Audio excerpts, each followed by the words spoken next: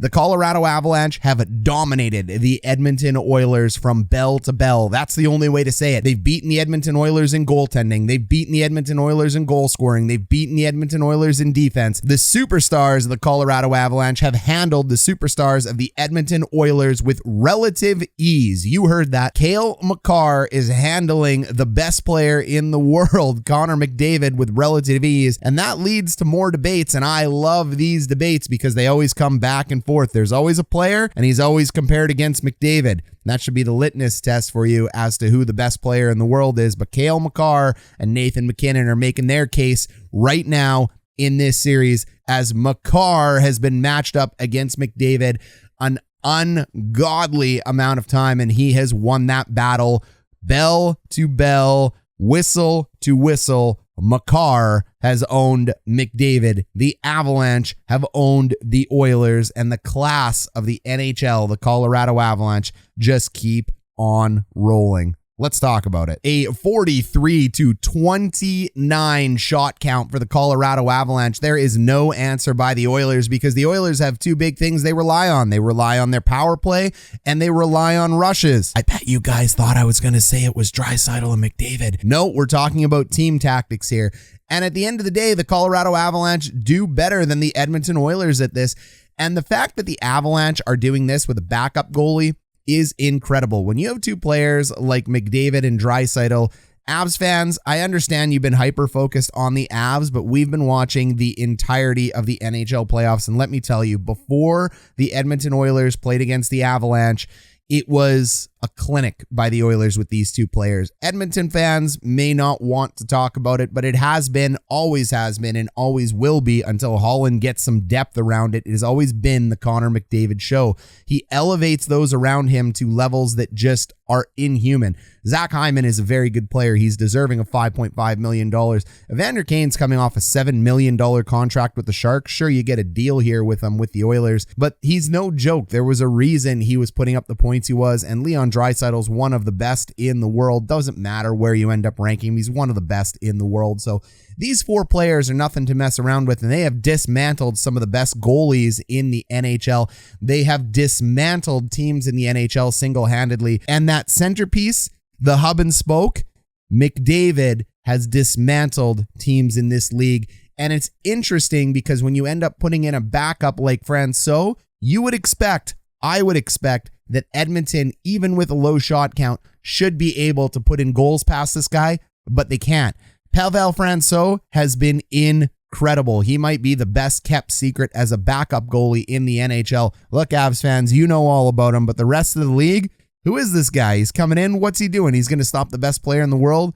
The answer to that question has been yes. And it has to be frustrating if you're an Edmonton Oilers fan, because when you see players like Ranta, when you see players like Francouz doing this, and you are unable to upgrade your goaltending position over the last 2 years, and you have one of the best players in the world and an opportunity to win the cup, and the general manager hasn't done it, these are the things that start hot debates and questions because they're out there. Goalies like this are out there, and players are picking them up and even stacking them on top of each other. They end up getting Compher. Look, he's not a homegrown Colorado talent. The general manager went out and got this goalie for this cup run. Francouz, same idea. I mean, these guys are guys that general managers are going out and hunting, and you got to be frustrated if you're Edmonton. You just keep going back to the well, keep going back to the Koskinen and Smith duo, crossing your fingers, hoping they work. And like we've said on this channel, when you're on top of the roller coaster with Smith, he's great. When you're on the bottom, it's difficult. This game, Smith was brilliant. At the end of the day, this is probably what, a 7-8-0 game if Mike Smith isn't in this net. Maybe not nothing. The Oilers scored, but a lot of goals end up going in against Edmonton if Smith doesn't play the way he does. Now, does Smith need more help? Absolutely. No matter what you do as an Edmonton Oiler player, general manager, or fan, you have to look at this and admit that there are just too many holes on the roster to compete with an elite built team like the Colorado Avalanche. They have the elite players. They have the depth up and down the lineup. They clearly have the goaltending at this one. So no matter what Mike Smith is going to do, no matter how hot he is, how great he plays, no matter how great McDavid will or will not play, the Colorado Avalanche have an answer to every trick in the bag the Oilers are able to throw at them. Now, this game obviously starts off with the red hot Connor McDavid scoring 38 seconds in. And it's at this point in time, you got to be thinking, all right, this is going to be it. Hometown Edmonton crowd, they're going nuts. McDavid's put it in. The backup goalie has let it through. Things should be going well, and that just isn't what ends up happening. The game actually ends up getting marred and changed, and you know what I think ends up changing it? It's the Evander Kane cross-check to Nazem Kadri. Evander Kane ends up continuing his momentum through the numbers here on 91 Kadri. It's a cross-check. Kane doesn't look like he's looking to slow up at all. He ends up putting Kadri right into the boards, one of the most dangerous hits in hockey. 3 feet away from the boards, head first into the boards, cross-check into the numbers. That is an ugly hit. That is unfortunate if you're Nazem Kadri. We end up taking a look at it again here in full speed. You can see at this angle here, Kane ends up going wide. Kadri is looking for that loose puck. Kadri continues down, ends up getting that puck on his backhand, and as he gets that puck on his backhand, he's just looking to play the puck. And I'm going to come back to this in a second. As he's playing the puck ends up rolling off his stick into the corner. There's no reason to make a hit like this. Kane is looking at the numbers, and he's talking about the fact that he's looking for reverse hit from Nazem Kadri here, but you can tell Kane ain't looking. There's nowhere he's looking for puck. He's nowhere looking to play the puck. He ends up just cross-checking Kadri in the back. He eats boards. Kane still isn't looking for puck. He's just looking for player. Kadri goes in. He's going to miss the rest of this series. And that's a scary hit. At the end of the day, you don't want to see any player have that happen to them. There will be comments down below where fans comment about the fact that Nazem Kadri has made similar plays in his career. But look, I don't engage in this kind of eye for an eye mentality. That is a dirty hit. That is not what you want to see in the league. But let's not forget that the NHL basically allows hits like this. Yes, Evander Kane's going to have a hearing. That means he's getting suspended. Once you get a hearing, you're for sure getting 2 games. He could get up to 5. Doesn't really matter to me what he ends up getting at this point in time. It'll matter to the Oilers, but to me, I just shrug my shoulders and go, whatever. The Department of Player Safety does whatever they do. And the reason I say whatever about it is because the NHL is wildly inconsistent in this. We all remember the Brandon Hagel hit at this one. Didn't even get looked at. I mean, realistically, to me, what's the difference between this hit and the other hit? Nothing. You're in the danger zone. You got your stick on the numbers. You push forward. When you end up having this happen, you eat boards, you go face forward. It's as dangerous as they come. There was no suspension from this one. So 2 plays that look similar. And the reason they're going to end up getting treated different is because the NHL looks at 3 key areas. They look at intent, they look at the outcome, and then they look at what the other player was doing. There's a lot of blame on the player that ends up getting hit in the NHL. So they look at these types of things and scenarios. Things are not controllable by the other player. So if you want to look at this as an Oilers fan, there's an argument to be made. Why is he getting suspended? Hagel didn't. Honestly, I can't answer that question to you. But if you subscribe to this channel and join it, I'm actually going to be dropping a video later today or tomorrow where I go over all the dirtiest hits and plays in the NHL playoffs. We're going to have a nice video essay. We're going to talk all about that. So I look forward to bringing that to you. It's a controversial piece. It's a hot piece. It's a piece that gets the comments going down below, good, bad, or indifferent. It's the piece that gets people fired up about takes. But the point of the matter is that this hit, in my opinion, from Kane to Kadri, it changed the whole game. I think it fired up the Avs. I think it made the Avs want to come back and battle back.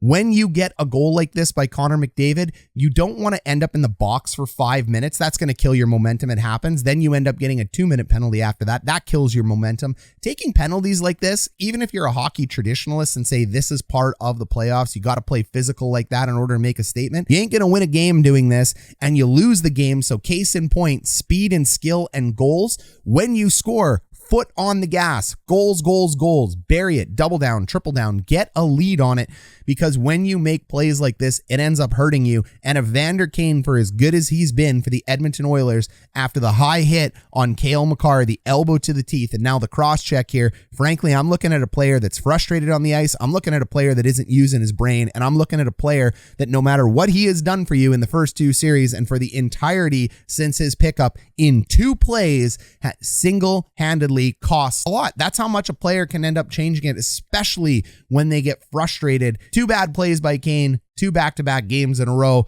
I don't think he's helping his team. I wouldn't say it fully cost his team the game. I can't go ahead and say that because the Edmonton Oilers killed off the penalty. That's huge. You hear me say all the time that momentum like that is fantastic.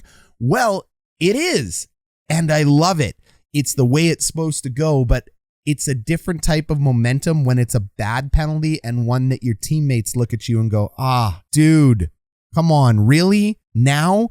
I know that's what at least half that bench is thinking. It is just a soul-sucking event for a team to have that happen. So unfortunately, Edmonton doesn't get to capitalize off that. And what ends up happening? Well, Valerie Nichushkin later on in the first period ends up tying it. He ends up getting the go-ahead goal in the second one, both from Toews. That is incredible there. And then Ryan McLeod, it is the depth of the Oilers. McLeod ends up tying it. Oil Nation is feeling it. Edmonton is feeling it. They're thinking this is the way to go. And it's once again JT Compher, the guy from Colorado. This guy puts big time moments on his shoulders, doesn't he, Avs fans? Does amazing leaky save out of the box when Edmonton should have scored 100 times on that power play, with Francouz making big save after big save and Colorado getting the momentum after that. Compher gets out of the box, scores, and it leaks through Mike Smith, and that is the end of the game, and that is likely the end of the Edmonton Oilers. Why do I say that? The record in the NHL is 4-192 when teams are down 3-0. So I'm saying there's a chance, but it's a small one. However, that is why the hockey gods have created 7-game series. Hey, Oilers fans, Avs fans, go ahead and smash that subscribe down below. Avs fans, we're going to be covering you through the rest of this series. We're going to cover you if you make it to the Stanley Cup Finals. We may only have 5 games left to go for the Colorado Avalanche. You heard me. This team has been amazing. What a team. What a clinic. No team has walked through the playoffs this easily since 2012 when the LA Kings did it. So Avs fans, it could be short. It could be a little longer. We'll have to wait and see what happens over there in the East. But subscribe, join, comment down below. Go ahead, give us that big thumbs up. It helps us a ton. And think about joining our members page as we go through into the summer. There's some advantages. You want hockey content heading into the summer. We're going to give you free hockey content, but maybe there's that video, that strategy, or that draft pick you wanted to hear about. Join our membership team. And in the executive suites, Coach Ryan Deal, go ahead and make that video for you. So big shout out to our executive suite members here. Lance Kane, Tasty Snack, they're going to get their video made this month. Big shout out to our lower bowl members and our upper bowl members. Thanks for supporting this channel. Now let's go ahead and break down some goals, shall we? All right, we got to go ahead and we got to talk about the slew foot here. The first thing to note is that Kelly Rudy over here in Canada, Avs fans, you don't get to see it. He's saying he doesn't think it's the slew foot. I thought that McKinnon was trying to gain some sort of balance. As Draisaitl and McDavid are going towards the puck, McKinnon gets his foot tangled up here with McDavid and continues skating forward, pushing the leg out from under him. This injures Draisaitl. Oilers fans are going to be up in arms. The Oilers are going to be up in arms. He falls hard on his left shoulder. He's already got injuries going on. This is a nasty, ugly play going forward, and this could end up, or may have ended up, totally changing this game for Edmonton, especially when one of their best 2 players are out. And it's always ironic to hear it's not a 2-player game, and then one of those players goes out, and it's like, what are we supposed to do? But I think it is a little bit inadvertent, unintentional. Either way, you guys got to let me know what you think down below in the comments. McKinnon ends up taking Draisaitl here. I've seen a lot of slew foots in my career. Do I think that is one? I could go either way, to be honest. The only person that really knows is Nathan MacKinnon. Did he go ahead and push through, or was it incidental? At the end of the day, we're never going to know, but it definitely changed this game. Goal number 1, while both teams are changing, Zach Hyman, what a truck of an individual, an absolute unit as the kids call it. He ends up winning a massive battle here, getting this puck over to Connor McDavid. You can see Hyman using the referee. Unbelievable that no one ends up taking him out. Great job by both players. Hyman gets body position here on the Avalanche player, and he ends up using that big frame, that big body in order to win the battle, and this is going to spring McDavid free. What a great start here by Hyman and the Oilers. You can see McDavid coming off of the bench. He's going to make the mile-long skate here in order to pick up the puck and score that first goal. It was an absolute brilliant play here by the Oilers. They were on fire, hot as hot could be at this point in time. Best start you could hope for at home. Hyman is still battling in that corner. Now you end up having a near 3-on-1 battle. There is puck support coming in against Hyman on 2 different directions. McDavid's going to end up sneaking through here, but it's too late because Hyman has already won the battle. The puck is on his stick. He has already muscled out Nazem Kadri for this one, and you know what? Kadri's a good player. He's a tough player, but Hyman is just bigger, stronger. There's not much you can do about it. McDavid ends up picking up that puck, and it's just a nifty little shot through the 5-hole of Francouz. Beautiful goal by McDavid. But this one was all Zach Hyman, in my opinion. Nichushkin here ends up winning a massive board battle in a 2 versus 2 battle along the boards. He uses that big frame of his. Darnell Nurse ends up in very good puck support position here, in my opinion. There's nothing wrong with where the Edmonton Oilers are at. The Oilers are in good defensive zone position. Nichushkin just uses that big frame, and then he's just going to go ahead and he's going to throw a puck on net. And as he throws that puck on net, you can see it takes a redirect right here off Nurse's stick. Nurse may be the most unlucky guy right now in these playoffs. Edmonton's just getting bad puck bounces going either way, but this is why they say put pucks on net. Nichushkin ends up getting in there, and he beats Mike Smith down low over here. And you know what? Smitty, you played a great game. There's nothing wrong with it, but I want my goalie to not be overreacting to pucks at this point. Just hold your post. That's all you got to do. So you see what Smith is doing right now? He's hugging his post. This is fine. You've gone ahead. You've sealed it. I know the puck is moving. It takes a weird bounce. It ends up triggering a reaction from Smith, but all you have to do here is hold your post. So Smith is looking at this point right now to play this puck. He's not expecting the deflection. You can see he's getting off. He's looking to play the puck, but unfortunately, as that weird redirect happens, Smith has to change back to his post. There's a little get up, whoop, but it ends up going in the back of his net. Smith played a great game all in all, but Smith loves playing the puck. Smith gets a little over aggressive playing the puck a little too early, in my opinion, not just in this goal, but his entire career. It's actually something where he's generated a lot more opportunities than he has goals that have gone in this way. But every now and then you get caught by something like that. And because Smith is ready to make a play on the puck a little bit too early, in my opinion, on that one, it ends up sneaking through. All you want to do is hold your angle. But the key takeaway here is an amazing board battle by Valerie Nichushkin, an unfortunate bounce off Nurse. The game's 1-1. The game's a game of inches, isn't it? A little bit of face-off theory here, and again, more favorable bounces. That puck ends up winning back. The Avs are going to push it back to their defenseman. Very standard play here. Nothing wrong. Nobody is out of position on either team at this point in time, in my opinion. This is just a beautiful battle here by Nathan MacKinnon. I mean, this is a guy just out-muscling. This is one of the best, if not the best in the world, out-muscling a player and moving it back to his defenseman. If McKinnon doesn't make this play, the goal doesn't go in. So because he makes it, he ends up getting dumped anyway, but it's no big deal. You end up seeing a beautiful shot there by Devon Toews. And why do I call it beautiful? Because he kept it low and he kept it on the ice, and it ends up redirecting off a player.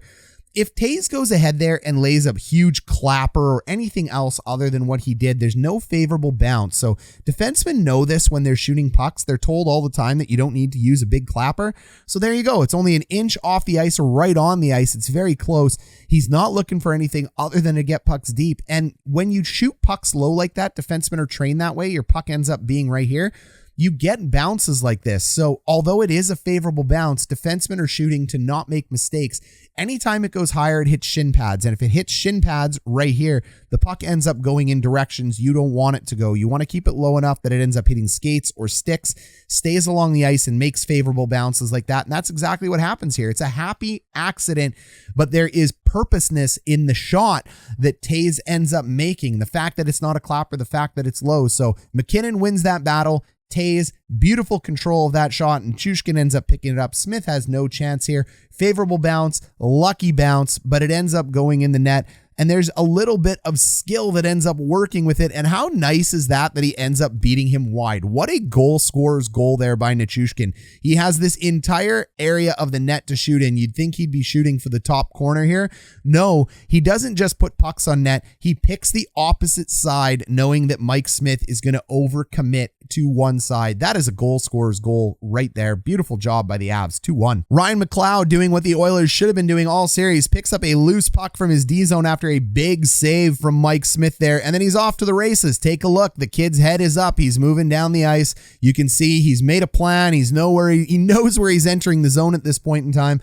I have no idea. This is why speed kills. I have no idea why the Avs have backed in so far here at this point. Yes, I know there are other Oilers here, so you actually have a 4-on-4 when you take a look at this. I don't think they expect that Mr. McLeod is going to end up pushing in like he does, but why wouldn't he? He's got gap. He's got space. We talk about this all the time. If there's gap, you continue taking the space until someone steps up and takes that gap away from you. So he moves through. He says, you know what? I'm just going to shoot this one. He does. does. It's a beauty shot that ends up beating Francouz glove side. The game is 2-2, and Edmonton's thinking there's definitely a chance here. The crowd is fired up. This is a beautiful job by McLeod. And a lot of guys are thinking, is McLeod going to move into a top six? He's really grown in this series, and I think he definitely has. This play is shown the progression and the growth of Brian McLeod. He has done quite well for the Oilers in this series. The depth and actually the play of McLeod has been some of the best parts of this series for the Oilers. He does it again. Our play time here. They move the puck over to Nurse at the top, and it is an unfortunate broken stick. This happens always at the worst possible time, doesn't it? Puck ends up moving through. But because that puck is low and on the ice, remember what we were talking about with the Toews play. The Toews play was a purposeful play. This is an accident due to a broken stick. It ends up hitting off a skate. Look, hitting off skates are great. Hitting off shin pads are bad. That's why you want to keep pucks low. Because it ends up hitting off a skate, it ends up moving over here to Connor McDavid. How is this not the game? When you have the puck on your stick, game in your hands, this should be it. This should be over. But no way. It is Francouz closing it up. Glove save, glovely as they say, steals it for the Colorado Avalanche after this one. And the Avs may not have stolen the game typically, as you want to call it, because they outplayed them everywhere. But when moments like this open up, look at the net that McDavid has to shoot at. You got to see another angle of it. He has everything, and Francouz, cool as a cucumber, no problem, gloves that puck down, ends up keeping that rebound. I can't believe it. Edmonton can't believe it.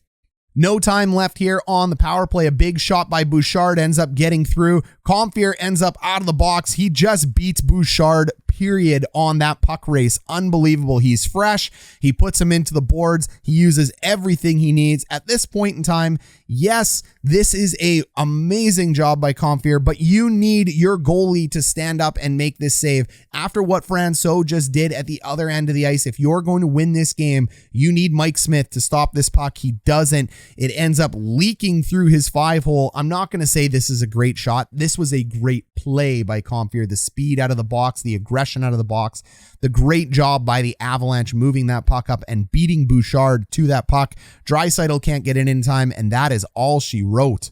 So Smith stands on his head. He does amazing, but when it comes down to it, Francouz makes the timely save at the right point in time. Yes, this game could have been out of control. Yes, this game could have easily been 6, 7, 8 goals for the Colorado Avalanche, but unfortunately an errant stick redirection, an aggressive Mike Smith looking for that puck, lets in one from the side, and then JT Compher with a shot that it's just a simple shot on net. Unfortunately, the dam breaks. Mike Smith lets it through after a massive save on the other end of the ice. The Avs end up taking this one. It is 3-0. We are going to catch you guys for game 4, but this Avalanche team is something else. They're special. They are absolutely handing it to the NHL right now. I cannot wait to see if they're going to close this one off in a sweep. On this channel, we predicted the greatness that was Connor McDavid to continue, but it has been the greatness of Cale Makar. And why do I say that? I saved this one till the end. I didn't give the soundbite away too early. So if you stayed with us to hear, Avs fans, we appreciate it. What has Cale Makar done to Connor McDavid in this series? He's played an average of 24 minutes against McDavid. That's almost the entirety of McDavid's 5-on-5 play. When McDavid is out, Makar is going to be out. And what has Colorado done to the Edmonton Oilers when this matchup is out there 5-on-5? Oh, only the fact that they're out shooting them 44-27 on shot attempts. The Avalanche with Makar on the ice against the best of the best in McDavid are out shooting them 44-27. That is incredible. They are 2.3 versus 1.2 expected goals advantage. That's like they're out shooting them, they're outscoring them. That is because you have Makar lined up against McDavid. Now you have a 26-14 scoring chance advantage for the Colorado Avalanche when Makar is out there against McDavid. You have a 10-8 high danger chance advantage for Colorado with Makar out there against McDavid, and you have a 2-1 goal advantage. That is pure dominance by Makar over McDavid. And we've seen it here. Take a look here at Connor McDavid. How many times have we seen this in the playoffs? McDavid, turnover, gone to the races. This is how goals end up going in. Well, first thing I want to point out to you at this is the gap that Makar has. Look, remember we talked defend the dot. all the way back to the post. That's what we talk about, dot to post. We also talk about the fact that when it's a one-on-one and you have a one-on-one here, you want to keep good gap. You want to try to step up to him before the blue line. We also know this is the fastest player in the NHL right now with a puck on his stick, but I would argue this is the best backward skater in the NHL right now. What is Makar doing? He is looking at McDavid's chest. He's got him lined up. Makar is in the right spot. He's keeping McDavid to the outside, and he is defending the dot. Keep McDavid outside the dot. Keep good gap. This is 2 stick lengths of gap. This isn't the gap you want right now, but watch Makar close that gap and move it into a stick length. He is so confident. Also take a look. You know what you saw right there? You saw Makar moving back in and defending the dot. So again, there's a line that goes from this dot back down to the post. You can see it better now that we're in the offensive zone. He's keeping McDavid to the outside of the dot. He's defending exactly the way you want to defend, and now you have proper gap. This is proper stick length gap, and he doesn't end up stepping up at the blue line because McDavid is that fast. At the end of the day, that's how quick McDavid is. So people think this is just an easy play by Makar. There's nothing easy about what he's done right now, not in my opinion. And when you take a look and go back a few frames, frame by frame, you're going to see Makar has 2 choices. He can go ahead and continue defending the dot, or he can try to make a play on McDavid, and he tries to defend the dot. He makes one little play there. You saw that one little sweep check.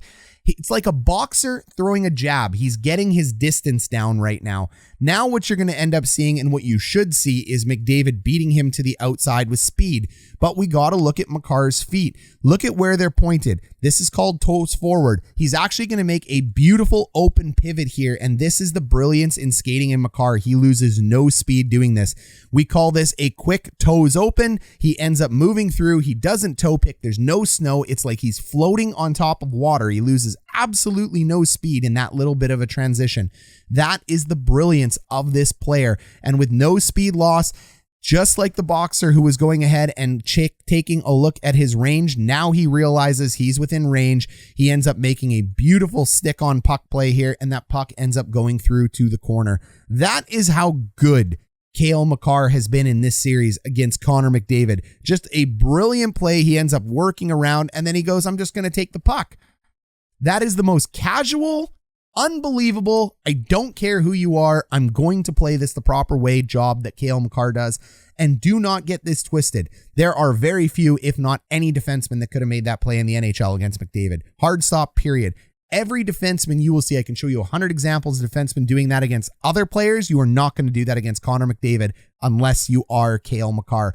That is why Makar has been so dominant. That is why the Avs are winning this series. When you neutralize their best with your best, it's over. There was nothing else Edmonton could do to answer, and he has made it look easy this entire series. Thanks for being here, guys. We'll catch you in Game 4.